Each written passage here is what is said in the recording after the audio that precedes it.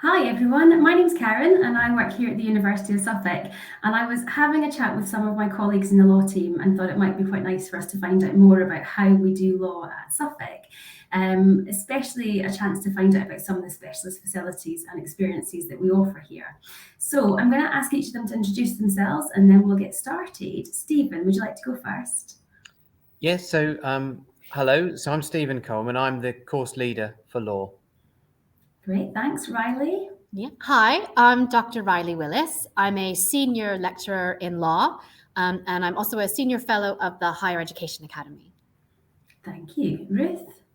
Hi, I'm Dr. Ruth Flaherty. I'm module leader on a variety of core and non-core modules. So you'll see me quite a lot across your 3 years here, and I'm a fellow of the Higher Education Academy. Great, thanks. And Eleanor?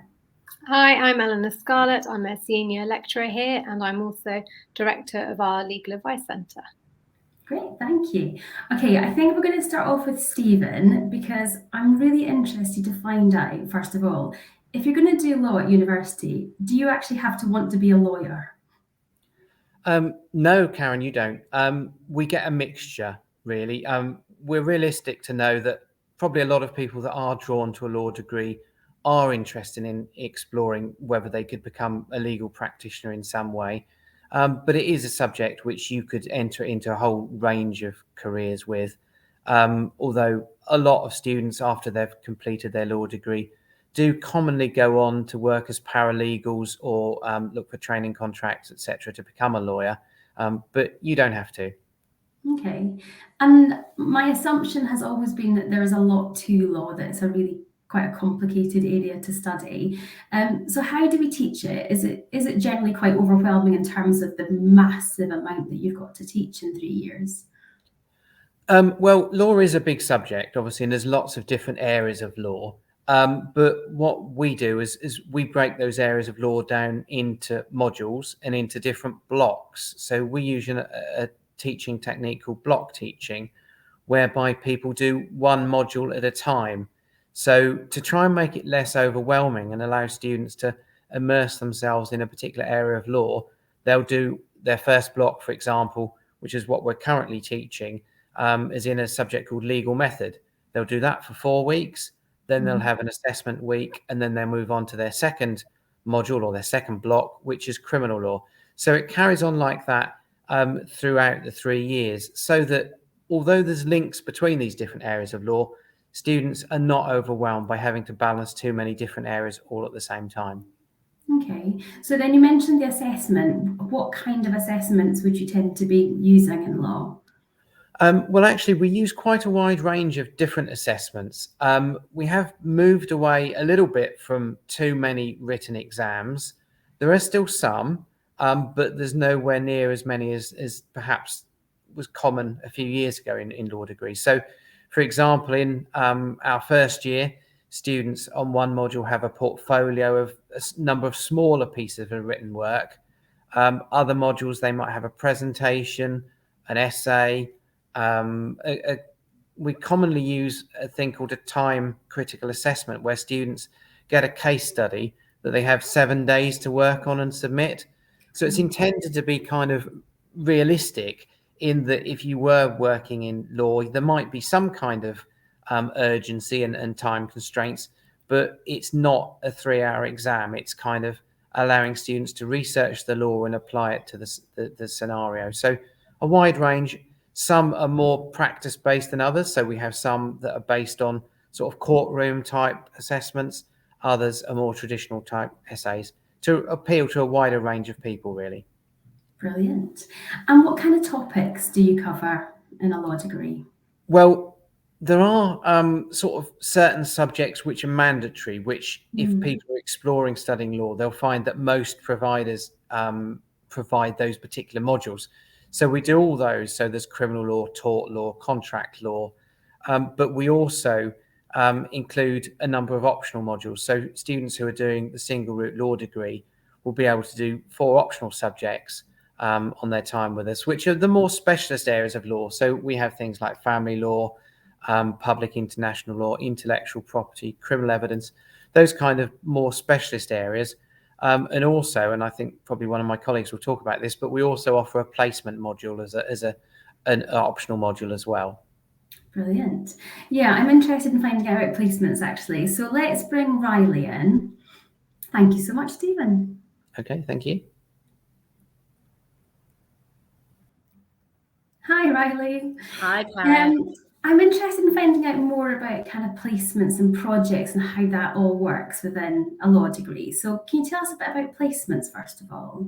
Yeah, absolutely. So really unique to our program is that we offer a credit-bearing module for a placement, which means you will actually be marked on your placement work, but you will actually gain credits for it, which is quite unusual. So lots of other law degrees, you can certainly take on a placement, you can certainly do some volunteering work, but you don't earn any credit for it, and you have to do it outside the rest of your modules, which many students find really limiting. But here, we really believe in the value of placements, and so we've created a module around this.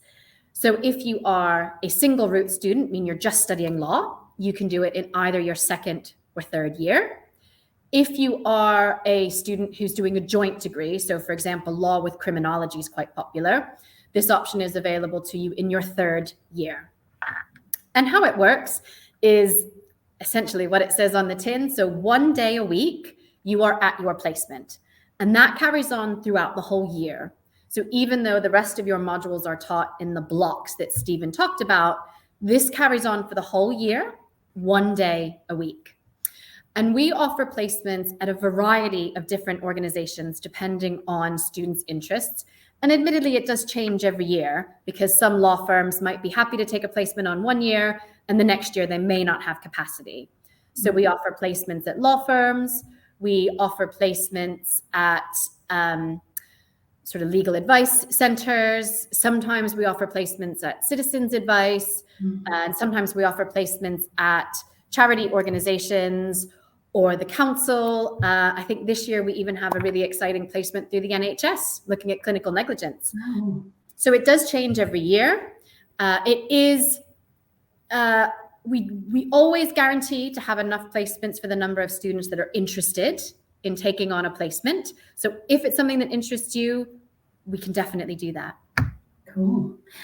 What if they don't know what type of lawyer or what type of law they're interested in? How would a student decide what to do in terms of a placement or even whether to do a placement? Well, certainly talking to other students who've completed placements before is great. So you can't do your placement in your first year. So you've got some time to find your feet, to figure out where you might want to go. And, you know, many of our students love their placements, and we certainly can't guarantee this, but we have had several employment offers off the back of our placements, which shows how well it works. But equally, some students get into a placement and it's just as valuable to realize this isn't what I want to do for the rest of my life as it is, this is what I want to do. And so we support you through both of those pathways. Brilliant. And what about independent projects? Because people often hear about doing projects in other courses, but again, law being a professional degree, if you like, what kind of opportunities are there for doing independent projects? So again, quite unique to how we do law at Suffolk. You have to do an independent project. So it is a required module in your third year. It's a double credit module, which means it's worth twice as much as the rest of your modules. It also means you need to spend twice as long on it. Many students will do a traditional undergraduate dissertation. So you may be doing a big piece of research on a particular area of law. It may be all library based. It may be that you're going out and doing focus groups or interviews with people around how the law affects them in different ways. Or it could be something of a slightly different flavor where you find a particular project based on one of your previous modules. So maybe something came out of a placement that you want to carry on with. Maybe you do some work with our Legal Advice Center, which Eleanor will speak about in a bit, and a particular project emerges out of that. Maybe you have found something else in one of your modules that relates to a more defined piece of work, but it's independent. So we support you to create a workable proposal for what you want to do, and then you do it. And we are here to support you from start to finish in that project. But by the time you leave your degree here in law at Suffolk, you will have completed some kind of large-scale independent project. And we find that is incredible in terms of employability, to be able to write that on your CV and say, this was my project. I started it, I finished it, I completed it. And it's a brilliant tool to put on your CV. That's amazing. You might be aware I work with student ambassadors often at the university, and it's really interesting to hear about research projects, dissertations, etc., because it gives you such an insight into people's individual interests, doesn't it? It's really fascinating. It's amazing. We had our first independent project meeting last week. So it's all the third year students, and we went around the room and they each talked about what they're going to be doing this year. And it was amazing. There were so many different topics and everyone was so passionate about it, from, AI to the law of protest to reproductive rights to, gender inequalities in the criminal justice system. It was absolutely fascinating. And it's really exciting to see those projects come to fruition. That is amazing. Brilliant. Thank you so much, Riley. I think I'm going to have a chat with Ruth now, because something I don't know much about is mooting. So Ruth, can you join us? Thank you, Riley. Hello, Karen. Hi, Ruth. So mooting is something I hear about. And working at the university, obviously, I do know a little bit about different courses, but mooting is something I genuinely have got no clue what it is. So can you tell us what mooting actually is? Okay, well, certainly. So first of all, mooting is a practical form of advocacy. So what happens is, in effect, you have usually it's a competition, although we do actually run this, and I'll talk to you in a minute about how we run this through the academics as well of the course. But it's usually a simulated court hearing. So you can see us, we are sat today in our professional mock courtroom, which we have here at the University of Suffolk, that was fitted by professional court fitters 2 years ago. So it's very modern, very new, and is scoped out as you would a normal courtroom. A moot is a simulated court hearing. So in this situation, we would have a team of students. Usually it's 2 students on each side. You have a lead appellant and a junior appellant, and then a lead respondent and a junior respondent. What's an appellant? Sorry. Pardon? What's an appellant? So an appellant is the person who is acting for the plaintiff in the case. What's happening is that usually there is an appeal that's being heard in the moot against a final decision from a lower court. And that's what the moot is about. It is a fictional situation. There has been a problem, in effect, that has been set, a fictional situation. And our students have been told what the outcome is in the lower court, but there is still a question to be heard in the appeal, which is what's being handled in the moot. And we help the students sort this out. We train them very well throughout the course of the degree. So they do a small mini moot in their very first module here, Legal Method and Advocacy, which Riley was showing on her screen very nicely earlier on. And they are taught to begin with how to start being advocates. And then throughout the rest of their time here, as an extracurricular activity, we train them in how to do this. And it's brilliant, both in terms of things like demonstrating team working skills, because you have to work in a small pair to do things like researching the relevant law, analysing the problem that was set, preparing your written submissions, and indeed presenting the oral argument as part of the moot. And that's brilliant for employability generally. But it's also a really good example of advocacy of client skills. And I know that Eleanor will talk to you in a bit about the Legal Advice Centre. But mooting is brilliant for people who potentially might want to go on to be barristers, for example, because it shows in a real world situation or a simulated real world situation how people might go about representing a client. as I say, we run this not only as a competition, as we have the David White Memorial Trust competition that we run every year, and there is a financial prize at the end of that. But also we do moots throughout the course of the academics as well, because as Stephen was telling you about earlier, we do try and have a very practical degree. So we do try and build this in. So you do formative moots as part of your land law training, for example. The competition itself is then sat in front of professional judges. So you have the opportunity to moot in front of one of our other members of staff, qualified barrister, non-practicing qualifying barrister rather, Tina Davey, who is sitting to my side here. Dr. Tina Davey there is one of the judges you might be appearing in front of. And we also have some external judges from local courts that are involved in the David White Trust competition as well, which is brilliant for things like networking, for example. So again, this is a really strong extracurricular option and part of your academics, showing how focused we are on turning out well-rounded individuals here at the University of Suffolk. That's brilliant. Thanks, Ruth. And tell me, just I've got one other question about it. How are students assessed through the Moot? Is it part of their kind of assessments throughout their course? We don't tend to have assessed moots as part of many of the modules. As I say, there is a mini moot involved in legal method and advocacy, but the majority of the assessment of the moot is done through the David White Memorial Trust competition, so students can volunteer for that.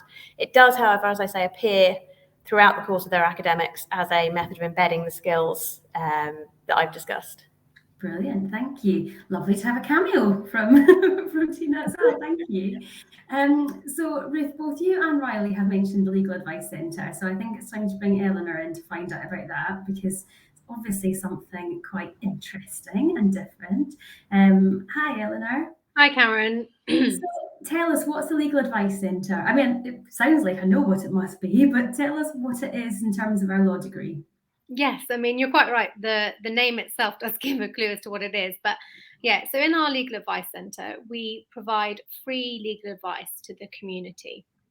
And we do that at the moment in 2 areas of law: family law, and then also advice to new businesses and startups. And in a university law clinic, so you might have seen legal advice centres, on the high street and so on, depending if you're in a big city, perhaps you might have seen that. In a law clinic, it's the students who deliver the advice. So I can sort of go through that and explain how that works. So we have inquiries that come through us online through our online inquiry form. And then we make appointments for our clients. So they come to the university, and then our students will see the clients.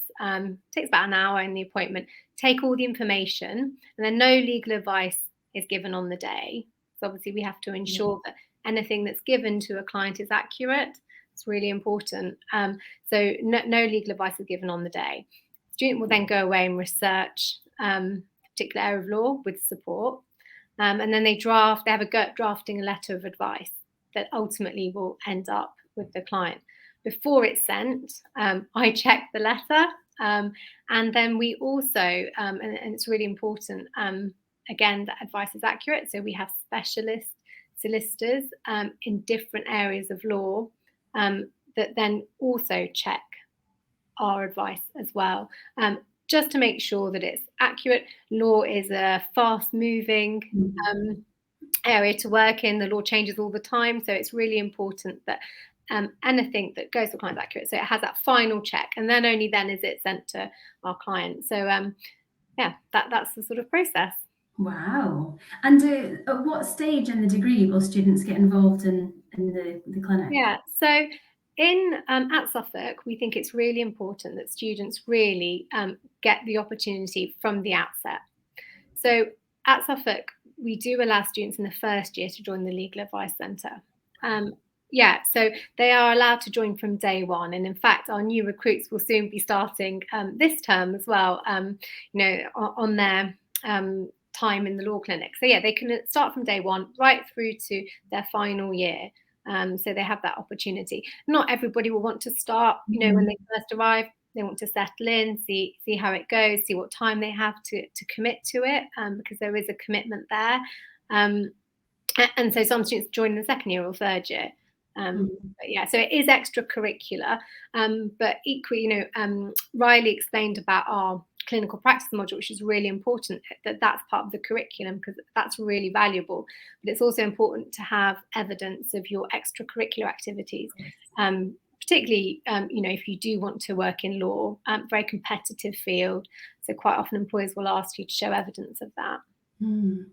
And if there are students who are studying law just because they love the subject, they don't necessarily want to be a kind of practicing lawyer or legal practitioner in the future, do they have a choice then not to be involved if they don't want to? Yeah, of course, they don't need to be involved. But I mean, even if they don't see themselves as lawyers, I think it's probably really fascinating to sort of hear, to sort of immerse yourself in that environment and to see the sort of legal issues that people face in society today.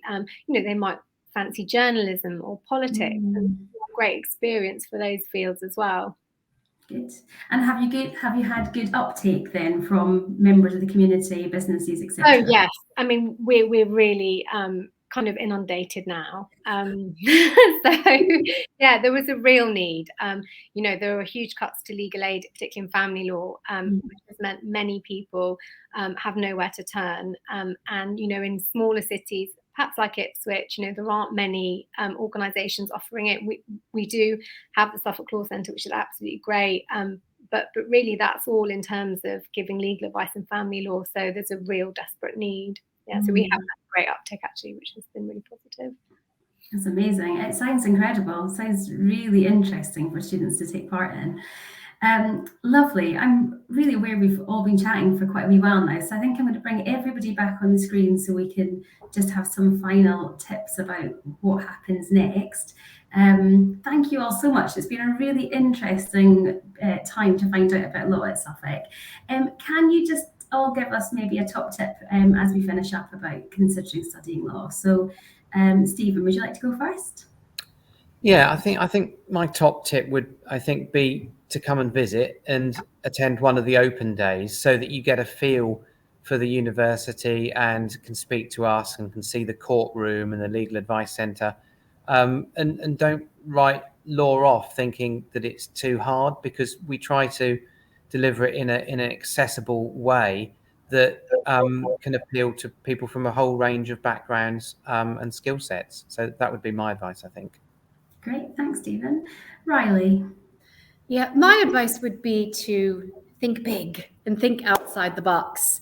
A law degree gives you an incredible range of skills in your little skill toolbox, and they can be applied to so many different careers. So studying law is a signal to potential employers that you can do a whole lot of things and you can do them really well. And so I think even if you don't see yourself as a traditional solicitor or barrister, that a law degree can open up so many doors for you. And because we're a little bit smaller here at Suffolk, we can really help you to explore those different doors. Excellent, thank you. Ruth? I think I'd reiterate the importance of trying everything out when you so thinking about law specifically, it has so many different extracurriculars you can do. It has so many different skills you can develop while you're here. So we've spoken to you quite a lot about the variety of extracurriculars, whether that's Eleanor's Legal Advice Centre, whether that's mooting, whether that's some of the other projects that we run.